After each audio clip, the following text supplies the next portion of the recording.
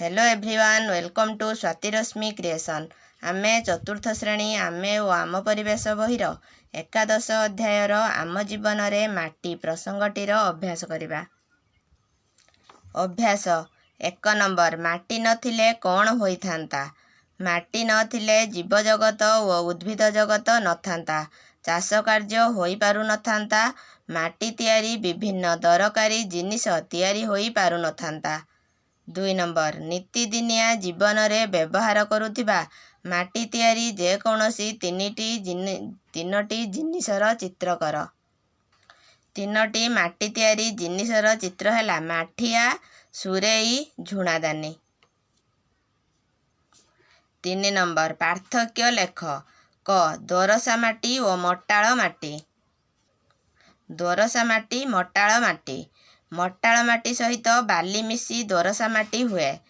जेउ माटी सुखिले पाउसिया दिसे, पानी पड़िले कला दिसे, दलिले टाण लागे, सही माटी को मटाळ माटी कहा जाए। वन माटी एही किसमर। चिकिटा माटी ओ पंक माटी बा कादुआ माटी एही जातीय माटी। एही माटी खूब उर्वर, एही माटी अपेक्षाकृत कम उर्वर। एही माटी रे पनीपरिबा भल हुए। एही माटी रे धान चाष भल हुए। ख बालिया माटी ओ पहाड़िया गेरु माटी। बालिया माटी पहाड़िया गेरु माटी। जेउ माटी हाथ को रुआ रुआ ओ टाण लागे, दलिले भांगे नाही, सेथिरु सरू बा मोटा बाली दाना थाए, ताहाकू बालिया माटी कहा जाए। जेउ माटी रे छोट छोट पत्थर मिसी थाए, देखिबाकू गेरुआ रंग बा नाली रंग होइथाए, ताहाकू पहाड़िया गेरु माटी कहा जाए। एही माटीर रंग धूसर किंबा बादामी। एही माटीर रंग गेरुआ बा नाली।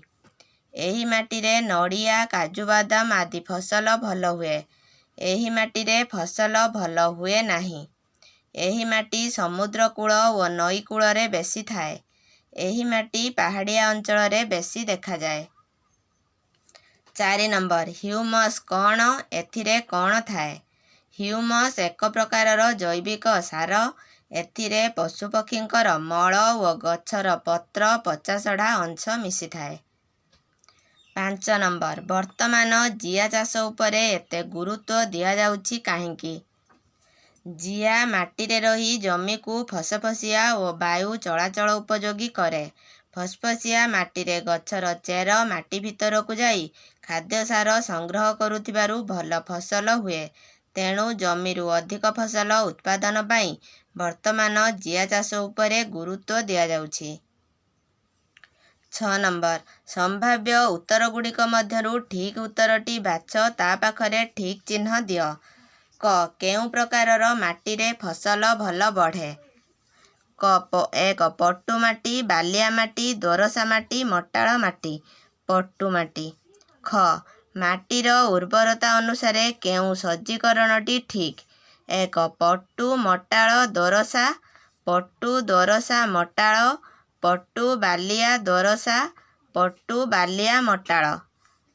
पट्टू, पट्टू, दोरसा ओ मटाळ। 7 नंबर। मृत्तिका क्षय हेबार 3टी कारण लेख। मृत्तिका क्षय हेबार 3टी कारण हैला जलस्रोत जोगु नई अतड़ा खाई मृत्तिका क्षय हुए। समय समय पवन द्वारा माटी उड़ी जाई मृत्तिका क्षय होइथाए। वर्षा पानी गाँ दांड देई बहीगला बेले गाँ दांडर मृत्तिका क्षय हुए। ख मृत्तिका क्षय रोकिबा पाई 3टी उपाय लेख। मृत्तिका क्षय रोकिबा पाई 3टी उपाय हैला नदीबंध दाढ़रे पत्थर पैकिंग करदेले मृत्तिका क्षय हेब नाही। चाष जमी मध्यरे बड़ बड़ हिड़ देले मृत्तिका क्षय हेब नाही। नदीबंध पहाड़ उपरे ओ फांका थिबा स्थान रे गछ लगाइले मृत्तिका क्षय हेब नाही। Thanks for watching this video. जदि एही वीडियोटी भल लागि थाए please like, comment, share and subscribe for more videos. Thank you.